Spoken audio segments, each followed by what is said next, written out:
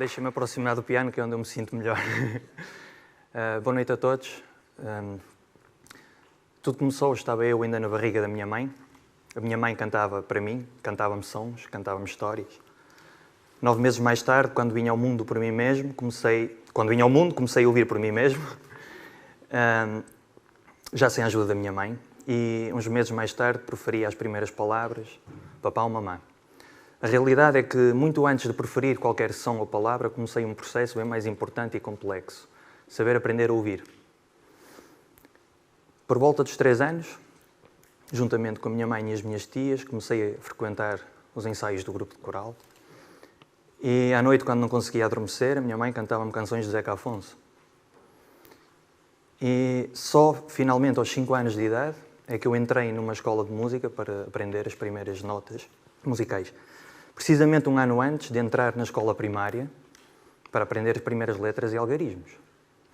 E da mesma forma que, quando eu entrei na escola primária, eu já comunicava minimamente neste nosso idioma, que é o português, quando eu entrei um ano antes na escola de música, eu já tinha começado muito antes este complexo processo de aprender a ouvir. Como disse um dia o maestro Cláudio Abado, muita gente aprende a falar, mas pouca gente aprende a ouvir. E ouvir-nos uns aos outros é uma coisa importante na vida e a música ensina-nos a fazer isso. E foi assim que a língua portuguesa tornou-se na minha língua materna, tal como a música. Nesta fase surge um dilema na vida dos meus pais. Tinham 2 filhos pequenos, tinham acabado de comprar casa, completamente desmobilada. Entretanto, diz o professor de piano, o rapaz tem talento, precisa de um piano para estudar. Mas como? Respondem os meus pais, nós nem sabemos se ele vai fazer disto profissão. A realidade é que os meus pais decidiram arriscar e compraram um piano para mim.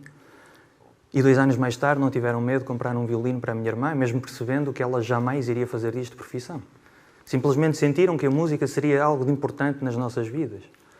E foi assim que, durante anos, vivi numa casa completamente desmobilada, mas preenchida por sons. Os sons do meu piano e os sons do violino da minha irmã. Um ano após ter começado os meus estudos neste novo instrumento, eu já tocava a minha primeira obra-prima. Neste caso, um prelúdio de Johann Sebastian Bach. Soava algo do género.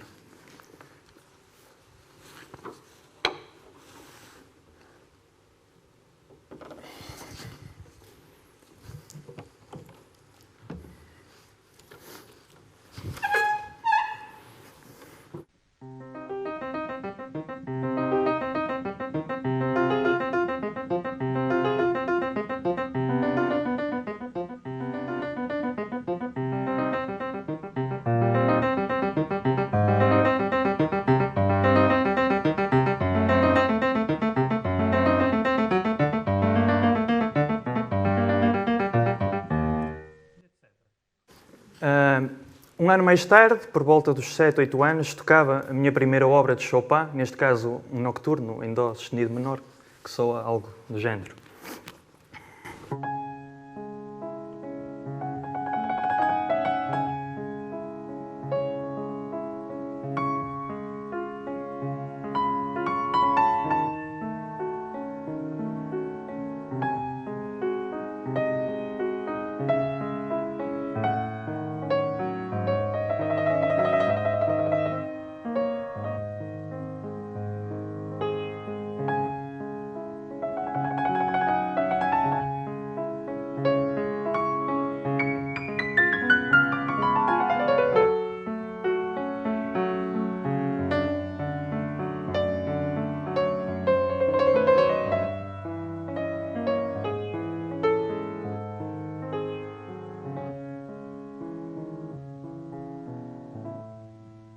E finalmente, aos 8, 9 anos, abri as primeiras páginas do concerto para piano e orquestra de Edvard Grieg, que soa algo assim.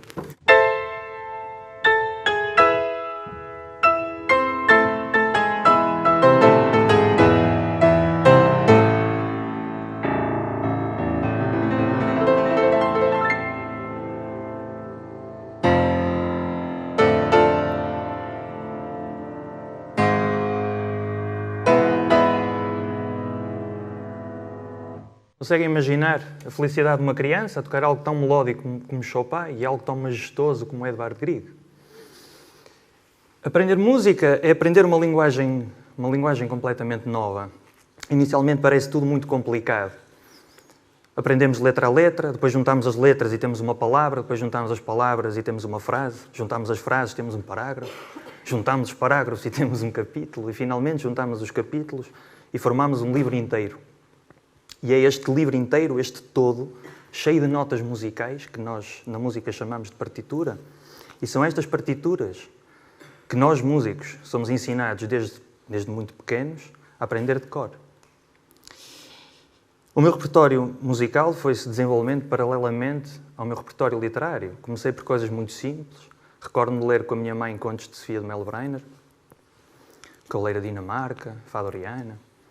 Mais tarde li O Príncipezinho, passei pela fase Harry Potter na adolescência. E só anos mais tarde, muito por culpa de uma disciplina chamada Literatura Portuguesa, é que cheguei aos grandes clássicos da nossa língua, como Luís Vaz de Camões, Gil Vicente, Eça de Queiroz, Fernando Pessoa, mais recentemente. Temos José Saramago e Alberto Helder. Faço esta conexão entre a literatura e a música porque uma não vive sem a outra. Na realidade, toda a arte está interligada entre si pelas criações artísticas de todos aqueles génios que, ao longo da história, foram passando pela humanidade, imortalizando-se com as suas obras. Por exemplo, em Beethoven, ouvimos a beleza das palavras de Goethe e em Goethe ouvimos a beleza dos sons de Beethoven. Se olharmos para a obra de Michelangelo ou Leonardo da Vinci, ouvimos as grandes páginas da obra de Johann Sebastian Bach. Na Tempestade de Shakespeare, pressentimos a doçura e a delicadeza de Mozart. Por exemplo, na obra para piano de Franz Liszt, Sonata Quase uma Fantasia, Après une lecture de Dante, como o nome diz em português, após uma leitura de Dante, ser-nos-ia completamente impossível compreender o conteúdo desta obra se antes não tivéssemos lido a obra de Dante, a Divina Comédia. Da mesma forma, ousar tocar sonetos de Petrarca, do compositor Franz Liszt, sem antes ler os sonetos do próprio Petrarca, seria um erro grosseiro. Um último exemplo, os compositores impressionistas franceses Ravel e Debussy certamente que teriam sofrido um percurso bem diferente se na época não tivessem surgido pintores impressionistas franceses como Monet, Manet ou Degas. Todos estes génios se amaram e odiaram, imortalizando-se com as suas obras, tornando-se irmãos entre si. Mas agora vocês dizem, Pedro, todos esses nomes são complexos demais para mim. O que eu quero mesmo é ouvir e tocar música ligeira, sem problema nenhum. Não tenho nenhum problema quanto a isso. Agora, a música enquanto ciência é como um vasto oceano. E cabe a cada um de nós decidir o quão longe queremos navegar. Ficares só pela música ligeira significa ficares algures pela costa.